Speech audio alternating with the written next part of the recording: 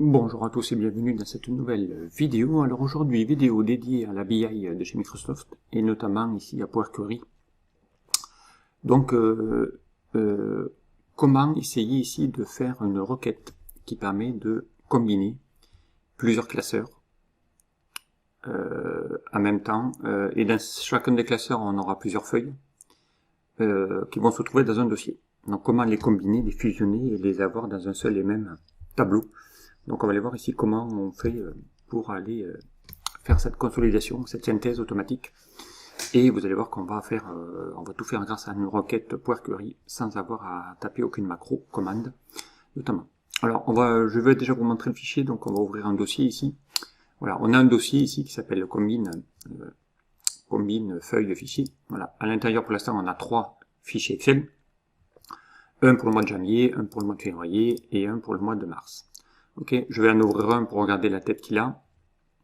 Voilà, je vais vous ouvrir un classeur Excel. Voilà, on a ici plusieurs feuilles. On a un magasin 1, magasin 2, magasin 3, magasin 4. Voilà, et ici à l'intérieur, on a donc les mêmes intitulés. Hein. On a ici des données avec des produits, des refs et des montants. Voilà, et on n'a pas le même nombre de lignes dans chacun, et ainsi de suite, ainsi de suite. Ok. Voilà, moi je voudrais donc récupérer toutes ces feuilles qui se trouvent dans ce fichier. D'accord, les combiner déjà et en même temps récupérer donc tous les fichiers qui se trouvent dans ce même dossier. Donc si demain je fais le mois d'avril, il faudrait qu'il récupère toutes les feuilles de ce fichier avril et qu'il me les consolide et qu'il me les récupère.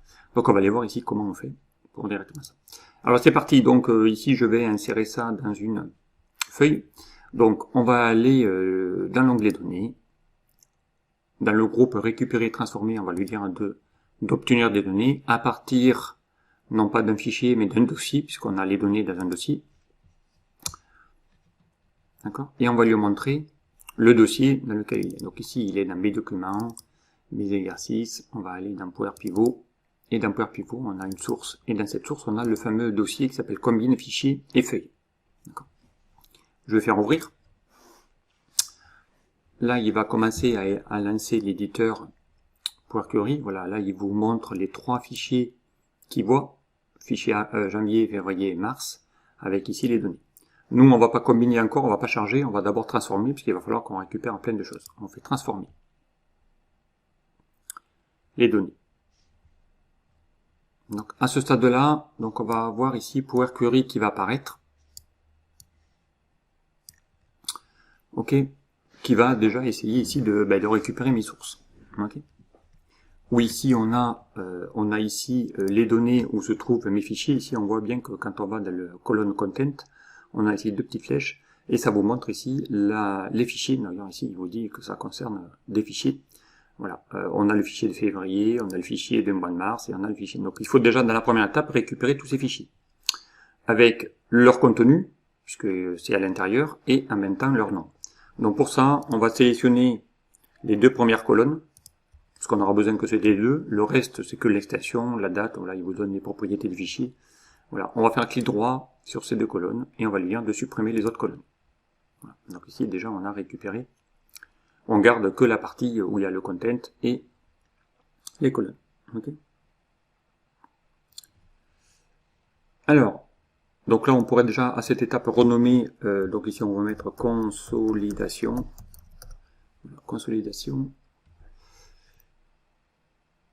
Consolidation, voilà, fichier. Ok. Et ici, on pourrait déjà renommer cette première étape. Donc, clic droit, on peut renommer les étapes de la requête si vous voulez. Donc, supprime colonne inutile. Ok. Ensuite, il faut ici qu'on essaye de récupérer ici le contenu du fichier. Donc pour ça, on va rajouter une colonne qui va extraire tous les classeurs qui sont contenus là-dedans. D'accord. Donc pour ça, on va lui aller dans l'onglet ajouter une colonne, personnaliser.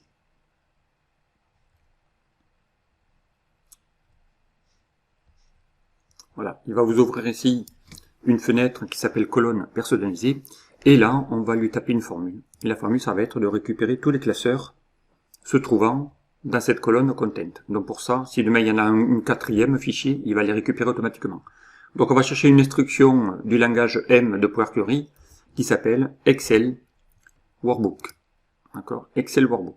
On ouvre la parenthèse et là il a besoin du nom des classeurs. Les noms des classeurs on les a dans le fameux colonne content. Donc on va chercher ici la colonne content, on double-clique et ça va automatiquement alimenter la formule. Je ferme la parenthèse. Voilà.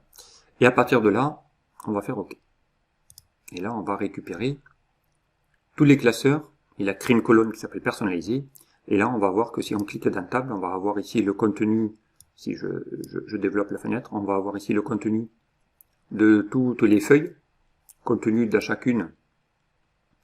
Voilà, des tables. Là, il y en a certains, il y a 8 feuilles, il y en a d'autres ici, il a 9 feuilles, il y en a un où il a 8 feuilles. Voilà, donc vous pouvez avoir autant de feuilles que vous voulez. Ça va le faire tout seul. Okay. Nous, ce qu'on a besoin de récupérer, donc, c'est maintenant le contenu de ces feuilles.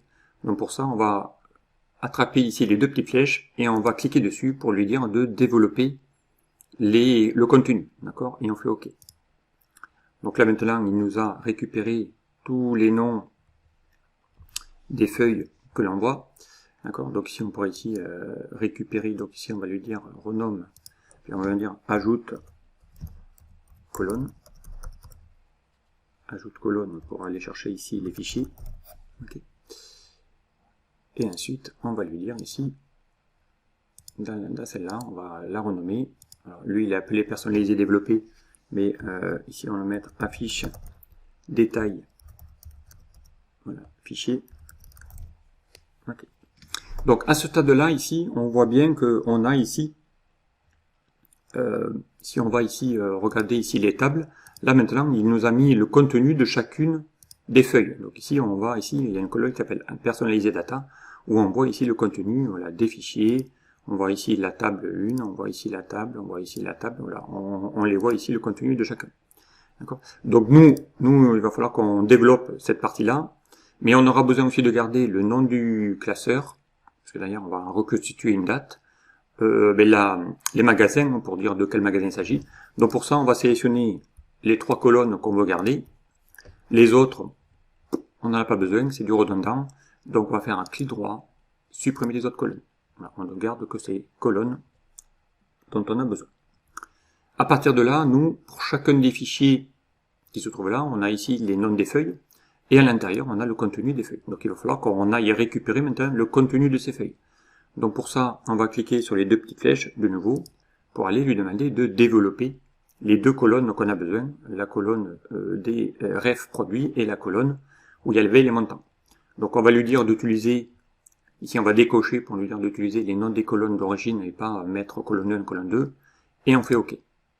Et là on va avoir le détail, donc ici avec toute la colonne où il y a toutes les refs et la colonne où il y a tous les montants. D'accord. Okay. Voilà. Donc à partir de là, il va falloir lui dire de considérer ici la première ligne, ici la première ligne, elle s'appelle montant, produit, magasin, et ça. Donc on va lui dire de considérer cette première ligne comme étant mise en tête pour remplacer colonne 1, colonne 2, personnalisé name et tout ça. Donc pour ça on peut aller, soit on clique ici sur la table et on fait utiliser la première ligne pour les en-têtes, sinon vous pouvez aller dans l'onglet accueil et lui dire d'utiliser la première ligne pour les en-têtes. Bon, après il y a plusieurs façons de faire. Voilà, on va utiliser.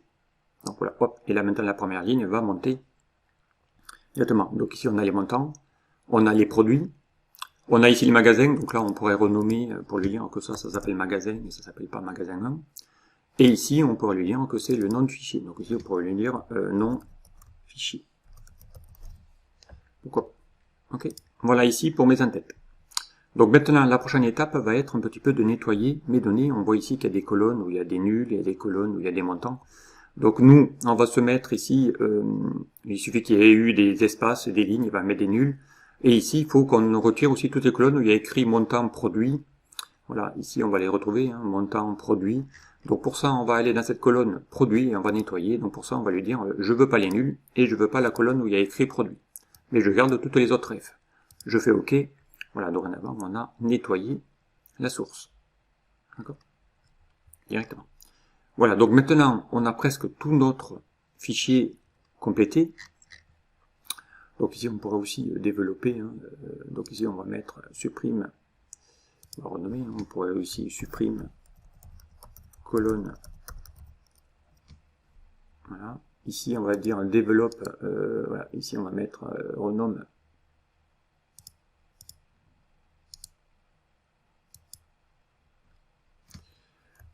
Affiche détail onglet. Enfin, ici, c'est les feuilles. D'accord. On va renommer aussi cette étape, clic droit, renommer, et ici on va mettre promouvoir en tête.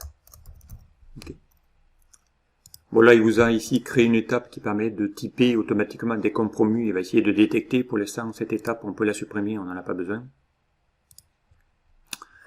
Ici on a vu, ici on va mettre renomme, voilà, on va mettre renomme en tête. Okay. Et ici on va mettre supprime, pourquoi pas, supprime ligne inutile. Ok. Voilà, donc maintenant on a presque finalisé tout ça. Maintenant il ne reste plus qu'à prendre cette première colonne et essayer d'en construire une date. Ici on a le mois, la première valeur c'est les mois, ensuite on a les années, et ensuite on a l'extension. Donc on va déjà lui demander d'enlever les extensions .xlsx. Donc pour ça, on va aller dans transformer, extraire, à partir des premiers caractères, et on va lui demander de garder les 7 premiers. Donc ici vous allez taper le chiffre 7, parce qu'on va garder le 01, underscore, et l'année. Donc 4, 5, 6, plus l'underscore, ça fait 7. Et automatiquement, il va retirer tout ce qui est derrière. Voilà, donc ici on va lui mettre, on va retire extension. Okay. Donc maintenant il va falloir qu'on lui dise de séparer les mois avec les années. Donc pour ça, on va toujours dans l'onglet transformer, fractionner les colonnes par délimiteur. Voilà. Et ici, il a détecté automatiquement le délimiteur, on fait OK, et là il va vous générer deux colonnes, une colonne avec les mois, une colonne avec les années. Maintenant avec les mois et les années, on va pouvoir en reconstituer une date. Donc pour ça, on va le faire dans une nouvelle colonne, donc on va aller dans l'onglet ajouter une colonne, personnaliser. Voilà. On va donner un nom à cette nouvelle colonne qui va créer, qui va s'appeler date. D'accord. Et ensuite, on va chercher une instruction, une fonction M qui s'appelle, donc on va chercher une formule, date, voilà, on va taper date, voilà. Fonction date, cette fonction date, elle a besoin de 3 arguments, c'est l'équivalent de la fonction date aussi dans Excel. Alors, elle a d'abord besoin, au premier argument, de trouver l'année, donc l'année c'est la colonne qui s'appelle non fichier 2, donc on va chercher ici non fichier 2, virgule, le mois, donc le mois on l'a dans le nom du fichier 1, donc dans la colonne non fichier 1, ici c'est bien la colonne où il y avait les mois. Et si on veut reconstituer une date en mettant le premier de chacun des mois, on va taper 1. Et on ferme la parenthèse. Voilà, donc ici il va reconstituer une date à partir de 2 colonnes. Je fais OK. Et là maintenant il a reconstitué la date, on a ici le 1er janvier, on a ici les données du mois de février, et ainsi de suite, et ainsi de suite. Okay. Voilà, donc à partir de là, on a ici refait tout ça. Donc ici, on va lui dire fractionne année, mois, d'accord. Donc là, il les avait retypés de nouveau, d'accord. Bon, on pourrait le faire. À la rigueur, cette fonction, on n'en aurait pas besoin, donc on peut la retirer si on veut aussi. Okay. Et on va donc ici, ah oui, c'est vrai qu'on va pas en avoir besoin, donc on va faire un petit CTRL Z. Effectivement, on va en avoir besoin, parce que derrière, on va devoir récupérer les données directement.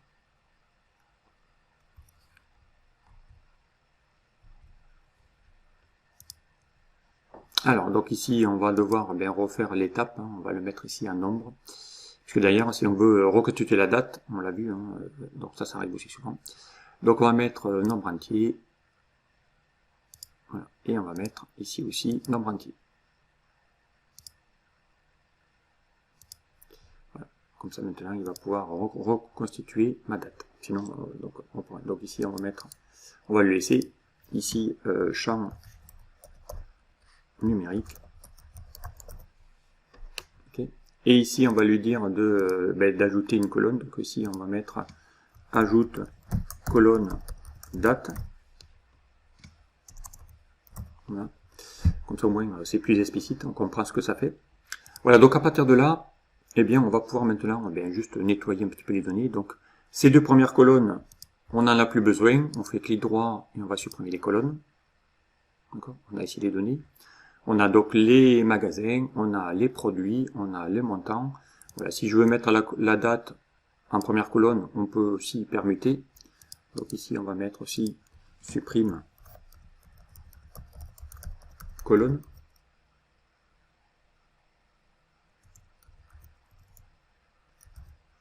Supprime colonne mois année.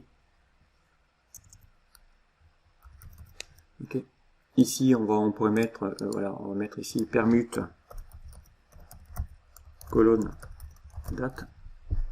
D'accord. Et ensuite il ne restera plus que en dernière étape, parce que là notre synthèse, notre consolidation est terminée, on va pouvoir lui demander ici de formater bien tous les champs. Donc pour ça, alors soit je détecte toutes les colonnes, voilà, et je vais lui dire ici dans transformer, vous avez un bouton qui permet de détecter les types de données. Voilà. Donc là il a fait, il a mis en date, il a mis en texte, il a découvert que lui c'était du texte, et là il a vu que c'était un chiffre. Voilà, donc comme ça au moins on a ici toutes les données. Ok, donc ici on va mettre détecte type données. Okay. Voilà, ici donc on a ici maintenant finalisé notre requête. Hein. Si on veut la visualiser, vous pouvez aller dans l'onglet accueil, éditeur avancé, et ici, voilà, on pourrait lui dire de nous montrer toute la requête, voilà, qui permet de créer, voilà, avec ici l'instruction let. Voilà, donc ici on a toutes les requêtes qui permettent de pouvoir, les étapes qui permettent de pouvoir combiner, fusionner et consolider les fichiers. Okay. Donc à partir de là, bien c'est fini, donc on pourrait lui dire dans l'onglet accueil, fermer, charger dans, voilà, et là on pourrait lui dire de mettre ça dans une nouvelle feuille, dans un tableau, dans une nouvelle feuille, on fait OK, et là vous allez voir qu'il va générer la consolidation avec toutes mes données à l'intérieur. Okay. Alors pour vous convaincre que ça c'est automatique, d'accord, il vient de charger 495 lignes chargées directement. Okay. Donc admettons que maintenant je revienne dans mon classeur où se trouve ici mon fichier. Donc ici, hein, si je vais de nouveau dans mes documents, dans ici, hein, dans mes exercices, dans Power Pivot, okay, dans source, et ensuite à l'intérieur on va chercher le fichier. Voilà. Admettons ici que je duplique ce fichier. Donc on va faire un copier et on va faire un coller. Okay. On va le renommer. D'accord. On va l'appeler tiens, au mois d'avril.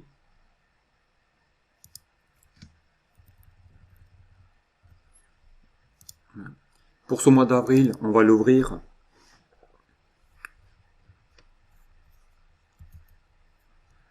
Voilà. Admettons que pour ce mois d'avril, tiens, ici, on va créer une nouvelle feuille qui s'appelle magasin 9. Ok. Avec ici quelques règles de plus. Voilà. D'accord. Voilà. On va sauvegarder. On va fermer. Voilà. Et maintenant, je vais lui dire dans la requête, clic droit, actualiser. Voilà. Donc là, il vient d'actualiser et on vient de récupérer le mois d'avril. On va vérifier. Mais on a bien ici le mois d'avril qui vient d'arriver, avec ici ma référence 9, qui vient aussi d'être récupérée de ce énième classeur. Donc voilà, ici donc on vient de créer une consolidation qui permet de consolider plusieurs classeurs se trouvant dans un dossier, et dans ce classeur, dans chacun de ces classeurs, on peut avoir plusieurs feuilles également. Voilà ici donc la requête qui permet de combiner et de consolider, de fusionner des classeurs et des feuilles. Allez, je m'en arrête là. Donc voilà ici comment on consolide ici des classeurs contenant plusieurs feuilles. Allez, j'espère que ce tuto vous aura plu et je vous dis à très vite sur un prochain tuto. Au revoir.